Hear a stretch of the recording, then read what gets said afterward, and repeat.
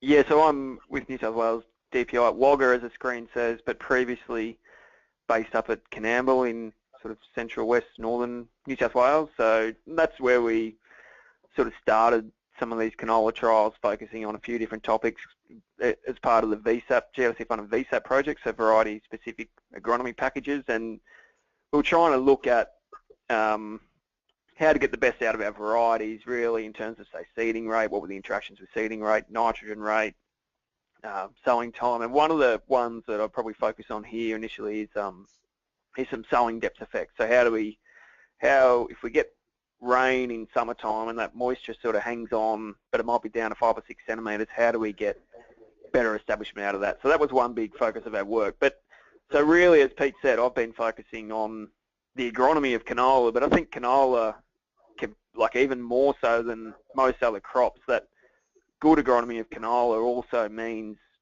good weed control. So if you get the agronomy right, you get the sowing date right, the variety, the early vigour, the pre-emergent herbicide package, and then the nitrogen fertility as well, you can actually do a huge job on your weed numbers as well. So I'll get into it. So we obviously know what's available in our herbicides. So we obviously started with our conventional type herbicides and then moved on to the triazine tolerant herbicides, which bring that ability to use atrazine, especially in the system, but they do bring a fitness penalty with them, but they're generally less vigorous than the non-TT varieties. And then we obviously brought in the Clearfield technology, which is still used pretty well in New South Wales and probably South Australia, but probably not quite so much in the West. But obviously the Roundup Ready technology probably getting the biggest run in the West now, and then also available now that Roundup Ready NTT varieties, which are still agronomically still a triazine tolerant variety with that ability to actually use the Roundup Ready herbicide as well.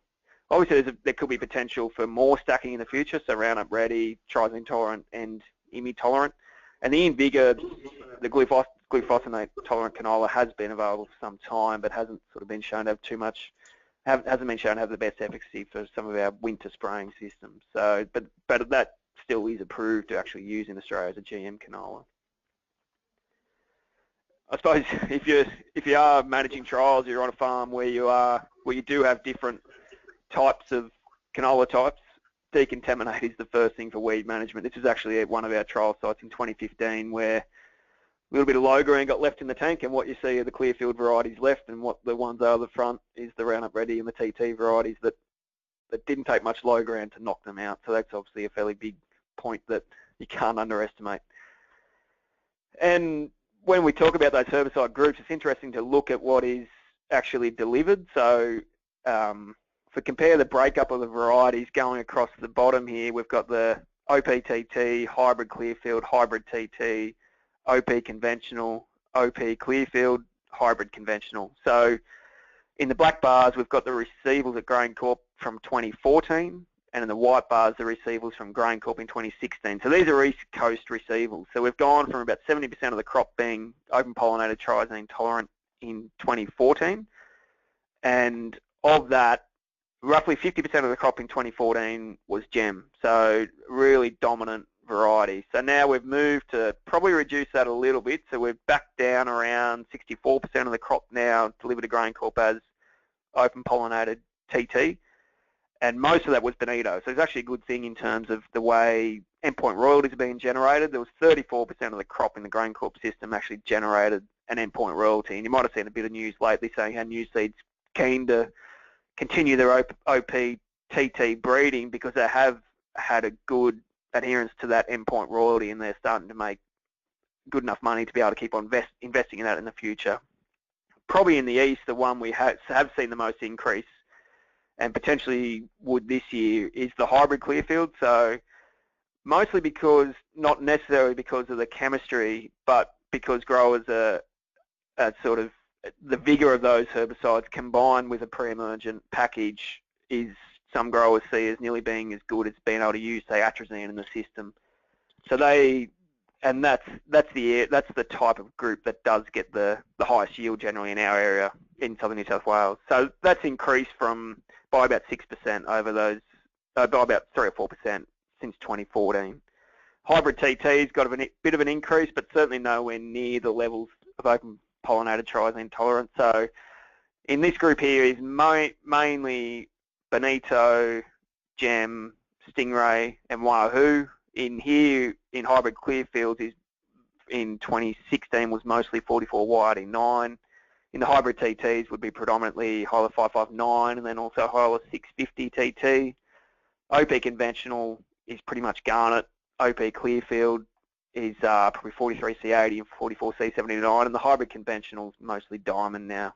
So you can see we are, as much as I said previously, that the hybrids have that extra vigour and TTs have the fitness penalty that goes with them and generally reduce vigour, but we are still mostly TT. So they are, so to get the vigour out of them, we need to be more and more focused on all the agronomy and everything to be right, to make sure that if we've got a less vigorous crop, that we don't get blowouts in weed seed numbers in those crops.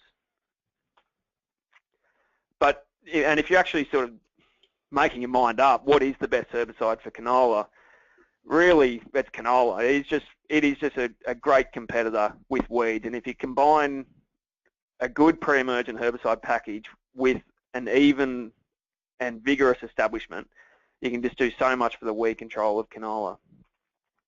And we see this all the time. This is just a shot from our farm at home. And you can see as soon as we get, say, a miss in our sowing, so you can see up in the middle strip there, basically where we had a miss, ryegrass just proliferating there, and then in the actual crop areas, no ryegrass. So that's probably from a bit of incorporation of the herbicide in the middle, and also that competition effect. So that whole block had 1 litre a hectare prophysamide, 1.5 litres a hectare of Treflan, 500 mils of Innovix, 400 mils of clethodim, 65 mils of verdict, but the only thing different was the fact that there was crop around the outside and there was no crop in the middle. So it just makes such a difference having that crop. No herbicide will control weeds on their own.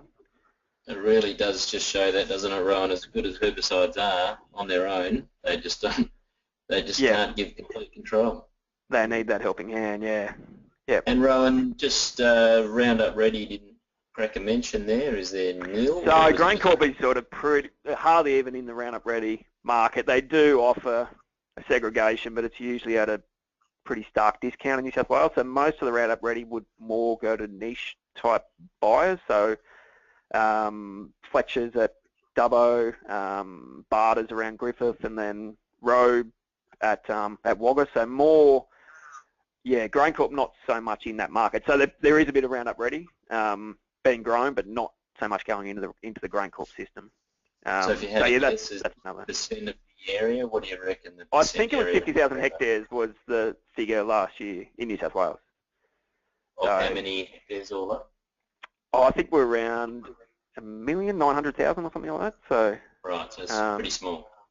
Yeah. Yeah. It is small, but and probably concentrated in certain pockets too. So we see a fair bit down around Southern Riverina, around the border area, around Corowa, that sort of area. They're sort of growing it there, partly because of ryegrass and because they sort of see that higher yield potential, and they see those as being the best varieties. And if they've got an endpoint that they can take it to there, it really helps them there. So, and then other areas, like especially in around that sort of north of Dubbo area, where they're not so much in the routine of growing canola year on year. So the years that they do grow canola, they have to go out and buy seed. So they're thinking, oh, I'd rather buy a hybrid than buy open-pollinated seed. So they are more in that mindset of spending a bit of money on the seed because they're not keeping seed from year to year. And they've got that market nearby too with Fletcher's as well. So they're usually they are at a discount, so places like Fletcher's and that sort of thing, but nowhere near the discount into the GrainCorp system. Alrighty, I'll let you get on with it, and everyone out there, just make sure you type in any questions as you think of them. Yep. I mean, that's just a basic picture of what we get in our plots too. If we don't get that even establishment, we just put so much pressure on the herbicides later on, which you can see there. And yeah, what I think is getting the best out of canola for weed management, and even just for its agronomy, is the 2 E's. So it's about establishment and early vigor. If you don't get them, you put so much pressure on your herbicides, and you also it's hard to recover if you don't have early vigor to actually set up a good grain yield potential in the crop as well. So yeah, as I said there earlier on, that getting the agronomy right for canola for actual yield is is often the same messages as it is for managing weeds as well. So the first set of trials we did, so when I was up at Canamble, as I spoke about, we were trying to, we'd have rainfall in February, March, in that sort of period, and then it'd dry up. 6 weeks would go by and wouldn't have any rain, and then it'd come to 20th of April, we wanted to sow canola, and if you went out with a screwdriver and you dug down to 5 or 6 centimetres, there was this beautiful moisture in this black soil, and underneath that, 1.5 metres of subsoil moisture, where you're just sort of wishing you could just get seed in there and get it established and get it going. So what we did was we started doing these trials where we looked at half a dozen different varieties and then sowed them at 3 different sowing depths. So we had, at the top there, we had 3 open pollinated varieties, so Stingray, 43C80 and Garnet, and then 3 hybrid varieties, so Hyla 555, 43Y85 and 44Y84. So remember, this is back in 2012, 2013. So 3 hybrids, 3 OPs, and within the OP and the hybrid a TT in each group. And what you can see, first up, I'll show this slide, just to see the differences in seed size that we have. So 3.06 grams per 1,000 seeds for Stingray, up to 5.34 for the 44Y84, which meant that if we sowed them all at 60 seeds a square metre, that sowing rate actually varied a fair bit, from 1.8 kilos of Stingray to right up to 3.2 kilos of 44Y84 for the same number of seeds sown per square metre. So the basic results we got of that were very consistent. So across the bottom here, so the north was the set of trials we had, northern New South Wales, so this included sites at Tamworth, Moree, and on the Liverpool Plains, and the central ones are the ones I ran around Canamble, Trangie, Nyngan, that sort of area. But the trends are quite similar. So where we sowed canola at 25 mils, where we sowed the hybrid, we were up around sort of 37, 38 plants a square metre, compared to the open pollinated around 30 plants a square metre. If we increase sowing depth to 50 mils, we reduce establishment of everything, but the hybrid's still establishing better than the open pollinated. So up around 23 plants a square metre compared to about 15 plants a square metre for the OPs.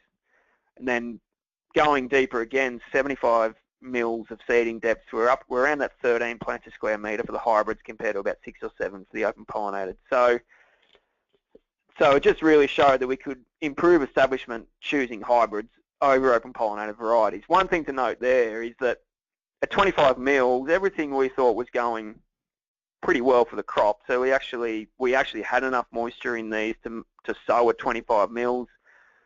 We couldn't see any real reason often why, when we sowed 60 seeds, the best case scenario was still only around that sort of 37 seeds established, even of a hybrid. So that's still a little bit disappointing, I think, and still something we could focus on to try to get better establishment out of canola. If we're paying $25 a kilo for hybrid seed and still only getting 50% establishment at best, then there's a research question there, I think. The question, and as I said before, we did get better establishment out of hybrids, but the question is then, when we went back to that previous slide, you see all the hybrids had bigger seed. So we're in the 5s here for the Y85 and the Y84 and 4 for the hybrid TT, but everything here in the OP is much less than 4. So we took that a bit further and actually graded, just put all the hybrids into one seed lot and put all the OPs into one seed lot, and then graded them into 2 different seed sizes. So one at 1.5 mils and one at 2 mil seed. So a bit of a difference. And then we planted 20 seeds of each of that into pots at those same sowing depths, 25, 50, and 75 mils. So this was mostly done by the guys at Tamworth that were involved in this with Matt Gardner. So when we measured the emergence of those 3 different sowing depths with those different mixes, so we have hybrid large seed, hybrid small seed, OP small seed, and OP large seed. So we've got those 4 different categories. You can see with the hybrid large seed, not even really, we've still got 80% establishment even where we pushed that seeding depth down to 75 mils. OP large seed, reasonable establishment at 50 mils and then dropped off establishment a bit with that deeper sowing. But it's really these small seeded ones, regardless of whether they was hybrid or OP, even though the hybrid is a bit better, but the small seeded suffer a bigger penalty than an open pollinated did compared to hybrid. So that's we certainly found more and more in the past now that that benefit of better establishment of hybrids is mostly from its larger seed rather than an actual vigour benefit per se. There is a bit of a benefit of that hybrid, but a lot of the benefit is from large seed. Then we measured that early vigour, so we actually just snipped the plants and measured how much biomass were in the pots after 15 days. You can see that trend there where shallower seeding depths gave us more biomass for each of the types, but the most biomass was from the hybrid large seed, followed by the OP large seed, and then bringing up down the bottom there both the hybrid small seed and the OP small seed. So we got better establishment and then better early vigour out of the large seed. A bit of an extra benefit over hybrid over OP seed, but the big benefit was actually making sure that we had large seed.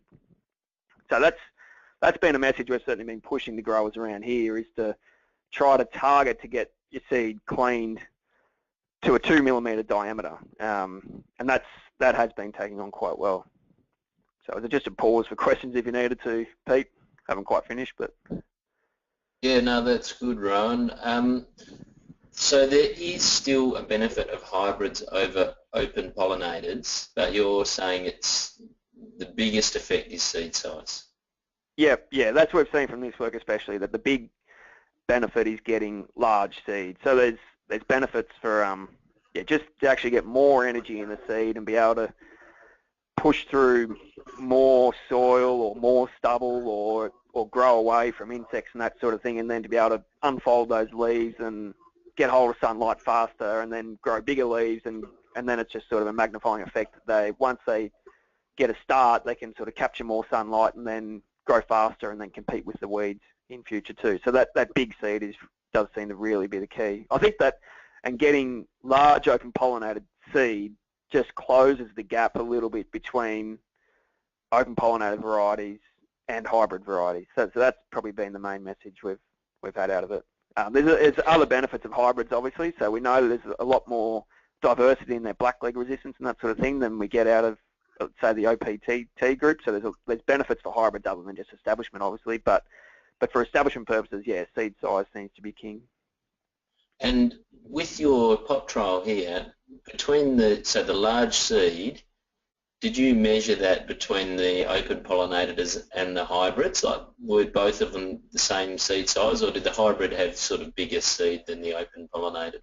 Yeah, they probably were slightly bigger. And actually, one trial we did, we found sometimes, I don't think it was just it could have been just the varieties we had, but the hybrid seed was actually slightly more dense. So that actually meant that, yeah, regardless of the screen size we had, you can still get differences in the density of seeds, which makes a bit of a difference as well. So that can change things a little bit too, and even the shape of the seed. So we assume canola's a little ball, but the more you look at it under a microscope, say that it's not quite as spherical as what we think, but we just assume it is, I suppose. So they weren't exactly the same, but it's more about that sort of screen size, which we can work on.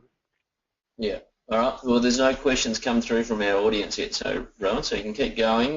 Right. And anyone out there, just make sure you ask questions as we go, and we'll pause again. Well, the next step was we took it to the field, and this was the result. We got, just from one variety, 43C80 in 2014, where we graded that to a screen size above 2mm, and then we had a 1.8 to 2mm range, and then to a screen size below 1.8mm, and that was the visual difference we got in those plots. So 4.8 milligram seed sown on the left compared to a 3.1 milligram seed sown on the right. So it was actually sown at the same seeding rate. It was all sown quite shallow, and we actually in that trial had pretty good conditions, and establishment was the same regardless of the seed size. But then just that early vigour out of that larger seed gave us that extra competition, and then actually in that case we actually got nearly 200 kilogram yield benefit purely from seed size, which wasn't actually related to establishment. It was just actually related to early vigour. So it's just become a standard recommendation, I think, for a lot of our open pollinated growers is to grade seed to 2mm where possible. Sometimes some seed lots in a dry sort of finish don't get enough seed at 2mm. But what we're seeing this year is that some growers are actually able to get 25 or 30% of their seed at 2mm from the 2016 harvest. So it's probably actually a good chance to even set some seed aside for the future, because you don't need to set a lot aside for future plantings. But if you can set a couple of tons away just for just for some supply for 2018, I think that's a good opportunity as well. It is pretty crucial to make sure that that's stored in a very cool, dry place, because heat will degrade canola seed very rapidly. So don't put it up against the tin wall in the shed. That needs to be in as cool a place as possible. That photo right there is as good a sales pitch as any, isn't it, for your establishment and seed size? I'm sure you use that one a lot, but it's gone out a bit. For quite a simple thing. And you said it's the same seeding rate. When you say that, it's the same seeds per square metre you sowed? Same seed number, yep. So it would have been a higher, so you've got, nearly probably 60% higher seeding rate in terms of kilograms per hectare. Yeah. And what we saw there was our benefit of the larger seed was roughly, when we went and did NDVI and that sort of thing, and we looked at the response of NDVI, the benefit of doubling the seed rate was roughly the same as sowing large seed, where we only actually increased the actual kilograms per hectare sown by about 60%. So we still sowed a lower rate in terms of kilograms per hectare. So we sowed fewer seeds but more vigorous seed, but got better sort of biomass rather than sowing the double rate.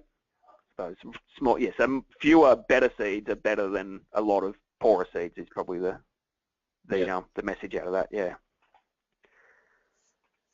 And it might seem trivial, so going back to a bit of high school maths, the volume of a sphere, so if we do assume canola is a sphere, which it's not a perfect sphere, but it's 4 on 3 times pi times the radius cubed. So the main factor in that is the fact that it's a cubic function. So if we increase the diameter of a canola seed, or just the radius of a canola seed, by 10%, we get a 33% increase in volume. So if you're going to go and grade your seed and you think, I'll go and use a 1.8 mil screen because that's close enough to 2, that's not really close enough to 2, because if you take it from 1.8 to 2, you've actually increased your volume of your seed by 33%.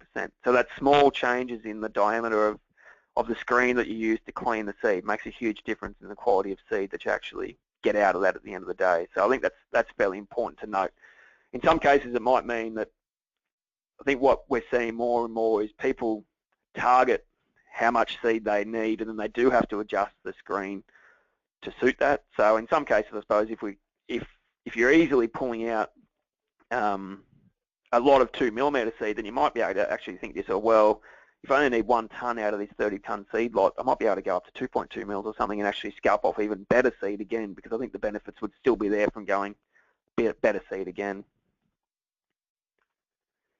And as I said, it really has become the norm with a lot of our consultants and good growers to recommend this now. So we just see some of the consultants like Greg Condon with Grassroots Agronomy talking about his clients with 2 mil size Wahoo into stubble, Chris Baker, agronomist up around Trundle, retain and size Gem TT, Warwick Holding, a grower who's put this into practice. So he purchased some Gem, about 1.6 tonne of the hectare, got some hybrid TT, and then retained and graded his own seed and 2 tonne of the hectare. So a lot of these guys are fairly well hooked, and they know it is a job they have to do, but the main cost with it is labour, I suppose. So they're putting, say, 30 tonnes through a machine and pulling off a couple of tonnes of seed. And often it's actually goes through a screen at harvest time and not a sort of full grading process, and then the grading actually still happens later on. So you might put 30 tonnes through the screen at harvest, pull out 2 tonnes, take the other 28 tonnes, which is still canola, to the silo and still make sure that's off farm and delivered and cashed in.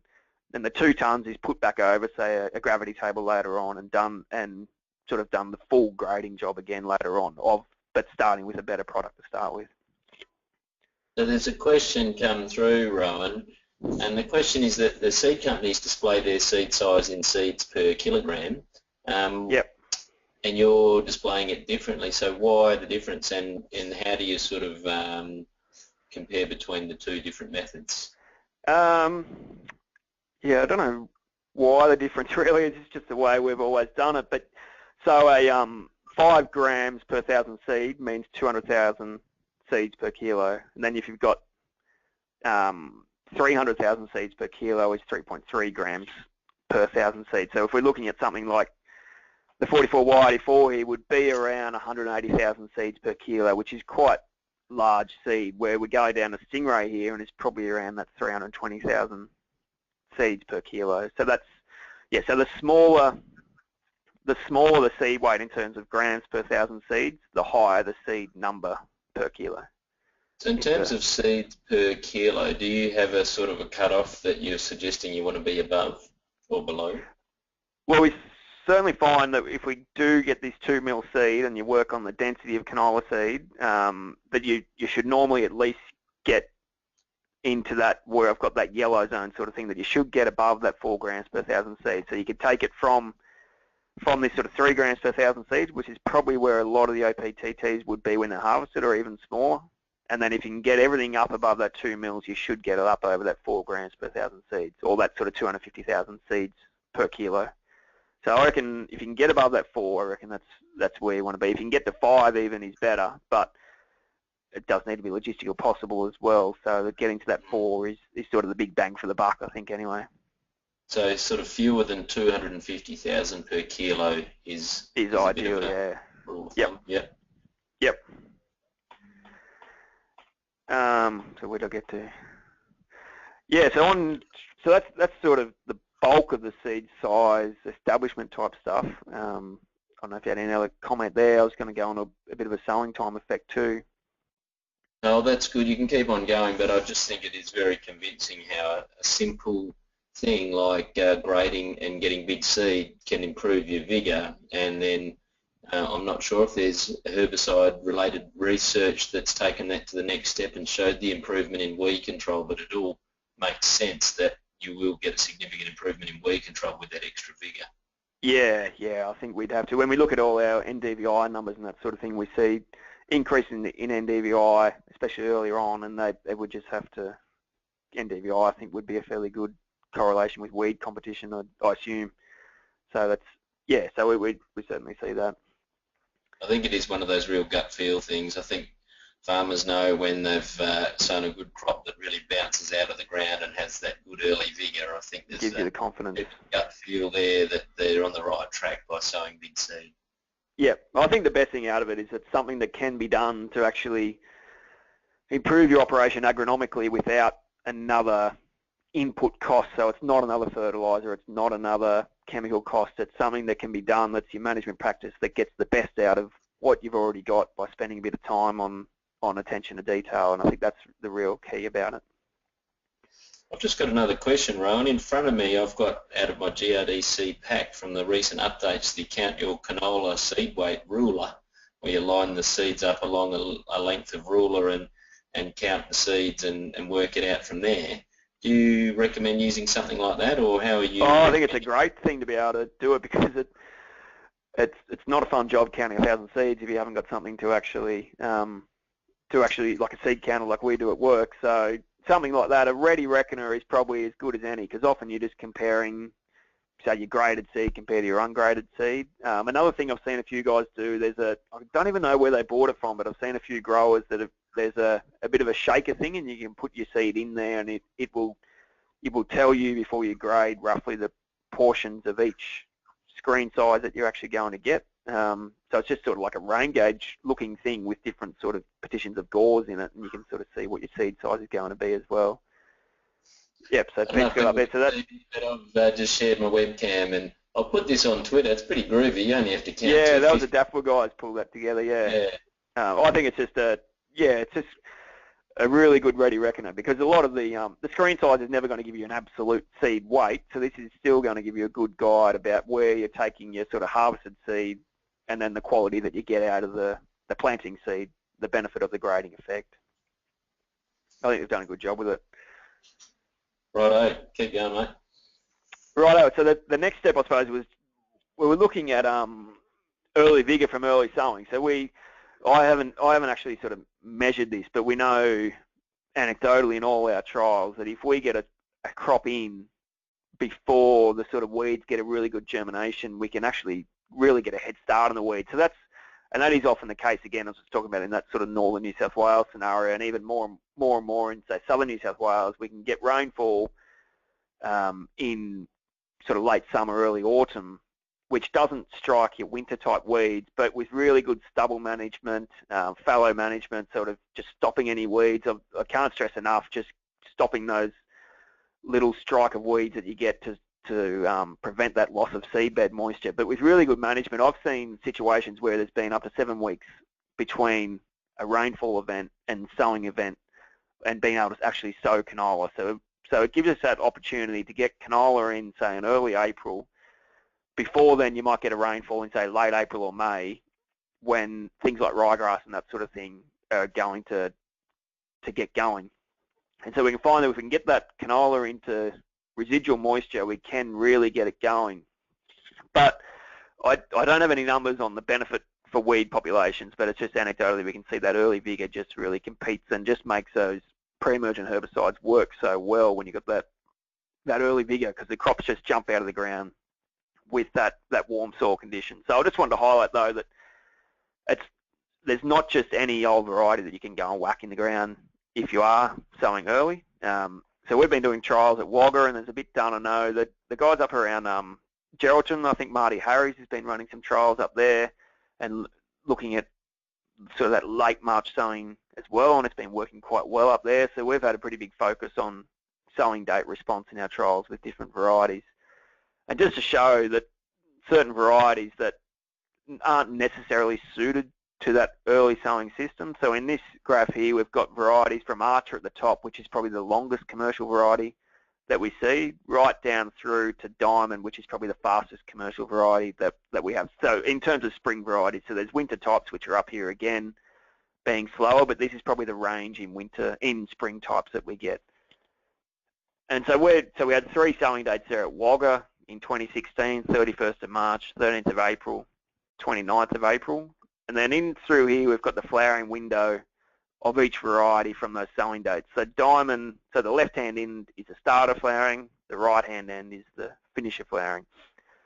So Diamond started flowering on the 6th of June from a late March sowing in 2016 and finished flowering at the end of August. So what that meant that is actually, so it's sort of starting to set pods in late June and really in that depth of winter. So we actually, by doing that in our environment, we just don't set enough yield potential. They're trying to set pods, and they need the energy to be able to set pods a little bit later on. They don't get enough energy in that midwinter period to set a good yield potential.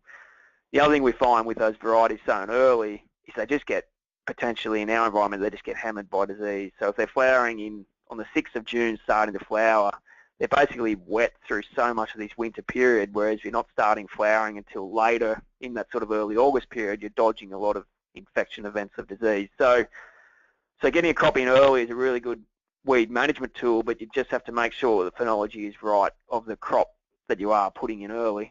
So our optimum flowering window at Wagga is probably around this area from sort of late July through to mid-August, and that's the optimum sort of start of flowering window. So you can see so with the fast varieties, most of them are mostly suited to around that 29th of April sowing. If we come up here, we've got the mid varieties sort of suited from that 13th of April sowing.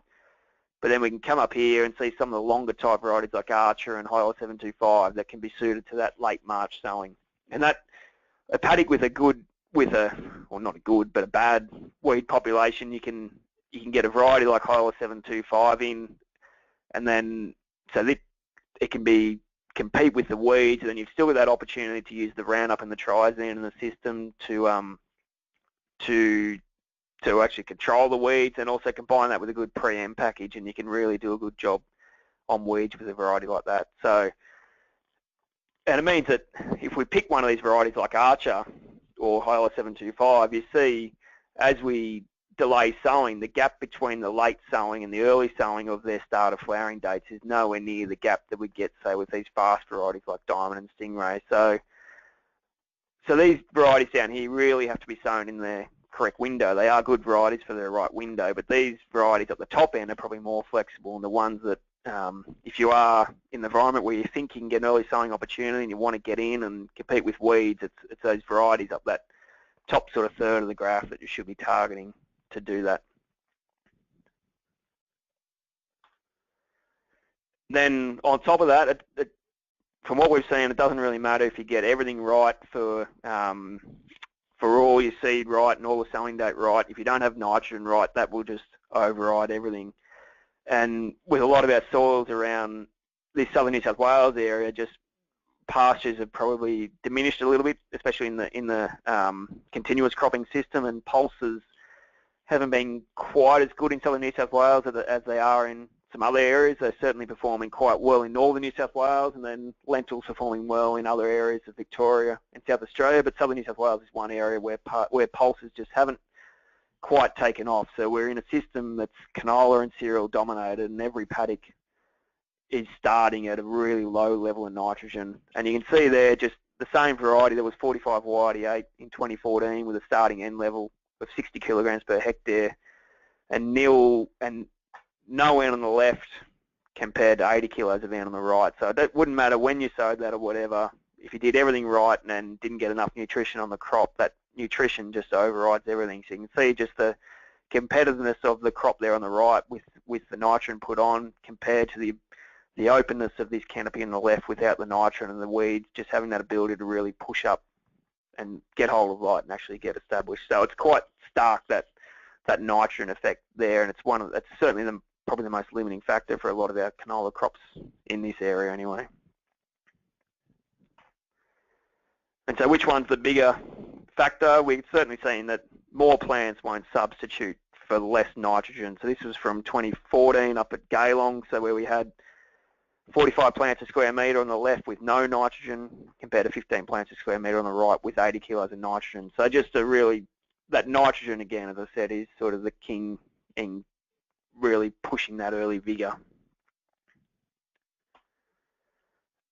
But in terms of that nutrition management, we've got to be very careful with where that nutrition goes. So we started doing these trials again in the Central West, where we looked at trying to see if we get more efficiency out of hybrids in terms of their phosphorus use efficiency.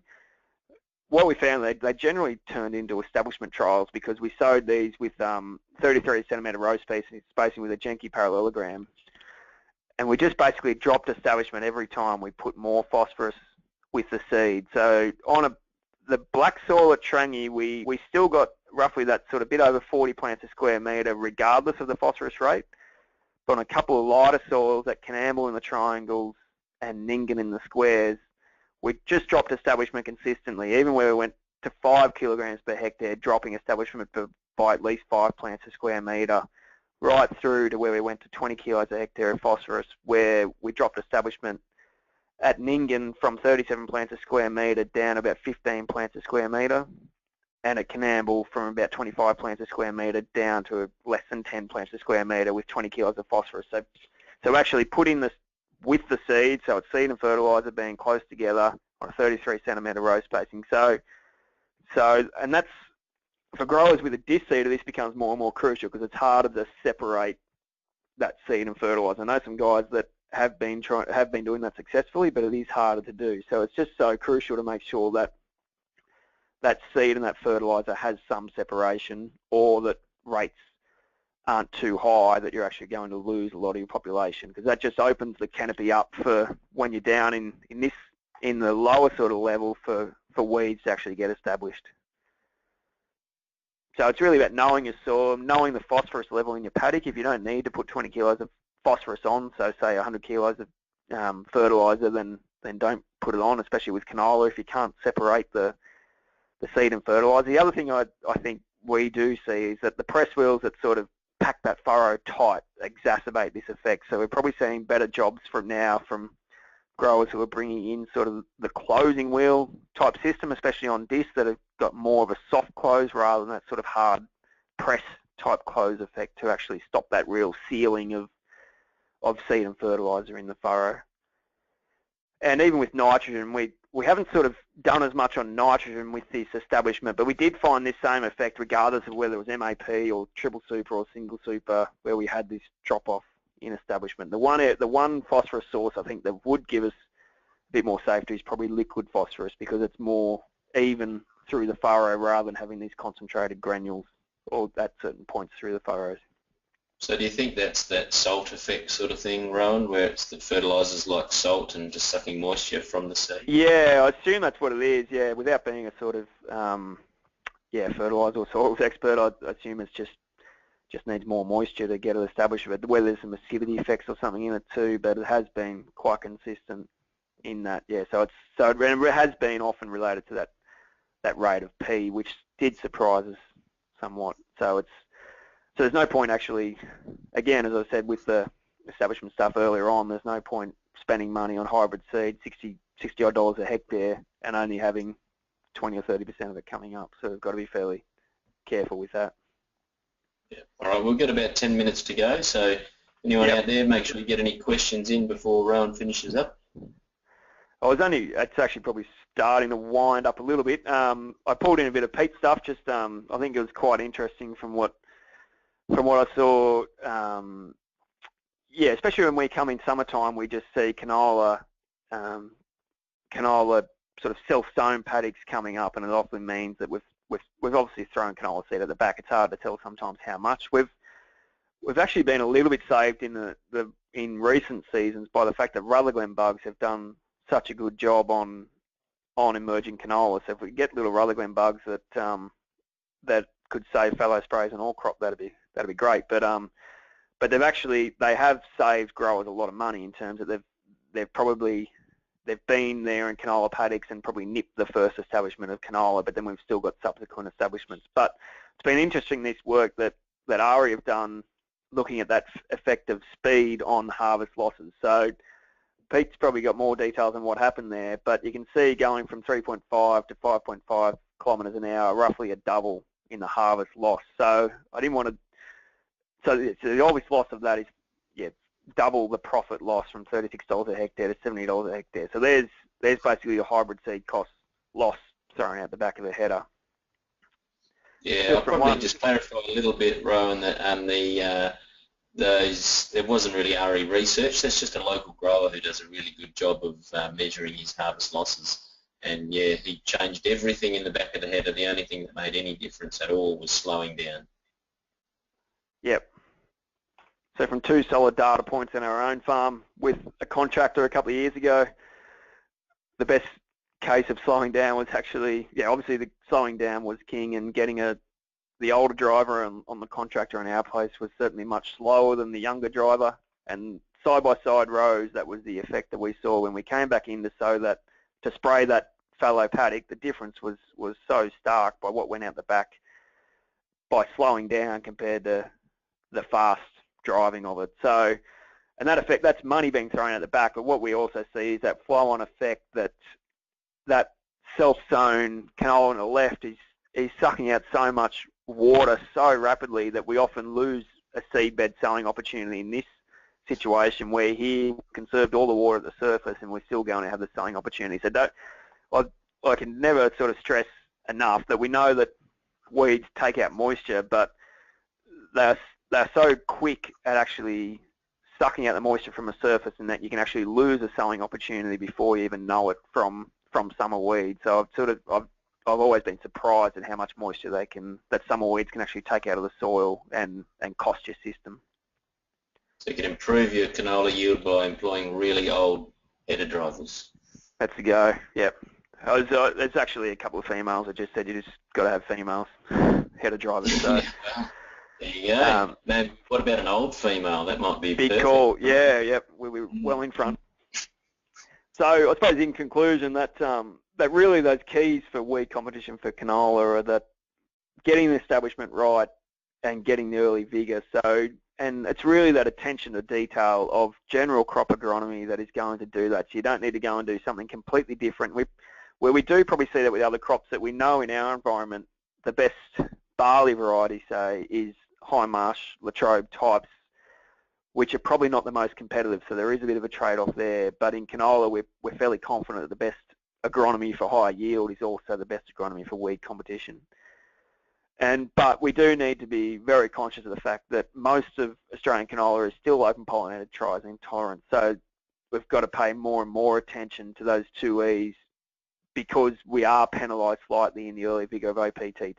So getting that seed size is right, getting nitrogen right, getting sowing date right is so crucial for those OPTTs, because they are already at a bit of a penalty because of their inherent fitness penalty from the triazine tolerant genetics. So I think that's about all I've got, Pete. Thanks, Rohan. Yeah, so everyone out there, if you've got a question, make sure you get it in now before we wind up. Look, I love talking about crop competition because it is that thing in weed control where it is a double bonus. You get more crop and fewer weeds. And your research there is really showing exactly the same thing in canola. I've sort of probably focused on that in cereals a little bit myself in the past. And your work in canola is really showing you get that seed size right, seed placement right, fertiliser right, and choose the right, whether it be hybrid or open pollinated, really is just good for yield, and then the weed control is a bonus. So Yep. look, I don't know if you've got any closing comments around that about what you see with weeds in terms, you've put some photos up already, but it is really that thing that you can apply to the whole crop, and you're doing it for the right reasons to improve your bottom line, and it is, very worthwhile for the weeds as well. Yeah, I've sort of always been surprised at how good, say, the hybrid clearfield system is at suppressing weeds, because they are, if you get establishment right, that is, the Innovix is pretty well useless on ryegrass here, so you are reliant on that pre-emergent chemistry and a bit of clethodim later on. But the combination of that pre-emergent chemistry and a good, even, vigorous hybrid canola crop really takes the pressure off weeds, and you're coming in to do clethodim with a fairly low population of weeds. So obviously radish is a different question. So that makes things harder again. That if you're left with no chemistry whatsoever, it's obviously quite difficult to control. But in terms of ryegrass management, we've seen growers more and more doing a good job with that pre-emergent and vigorous canola, and then cleaning up a few strays with the clethodim later on. And we've probably seen too that a lot of growers are a little bit concerned about the Roundup Ready canola and how they're going to put more selection pressure using using glyphosate in their canola system, but that's being abated a little bit by the fact that those varieties are vigorous, and they should be used with a good stewardship package, I think, where they have a good pre-emergent package, and then also that windrow burning at the end. So you can take 90% of weeds with the pre-emergent package, then you can use your glyphosate in the crop and then still clean up a lot of the survivors by windrow burning at the end. And I think we've seen, say in cotton, that the stewardship associated with the BT cotton is there's a lot of things in terms of, say, growing a trap crop and that sort of thing, and sort of pupae busting. And I think even it should be just a sort of a self-enforced stewardship thing, that windrow burning after Roundup Ready canola should be something that should be just done as a matter of course, combined with the pre-emergent herbicide. Yeah, well, WeedSmart is all about stewardship, Rohan, and you're dead right, and we advocate exactly that sort of a package. You can do Roundup Ready canola exactly wrong. You can use Roundup pre, Roundup post, Roundup at harvest, and Roundup after harvest if you want, and we all know where that's going to end up. But a rigorous, a good strong pre-em package, Roundup in crop, and harvest weed seed control is a good combination. And not only Roundup Ready crops, there's a lot of canola crops that are desiccated with Roundup for harvest and weed control at the end of the year, and following that with a windrow burn or another harvest weed seed control technique is obviously best practice as well. So yeah, I think we've just got to think of we've often thought of paraquat as being a double knock, but I think there's a lot of other double knocks besides paraquat. So even just doing that windrow burning is in itself a double knock. So yes, I think thinking of that way is quite good. Exactly, and competitive crops are also another form of double knock as well. Yep. All right, well, we've got no more questions coming through. Thank you, Rohan, for participating in the webinar. It's been great information, and look, I saw it at Rapagnup the other day. It's been good to dig a little bit deeper into a few more aspects this morning.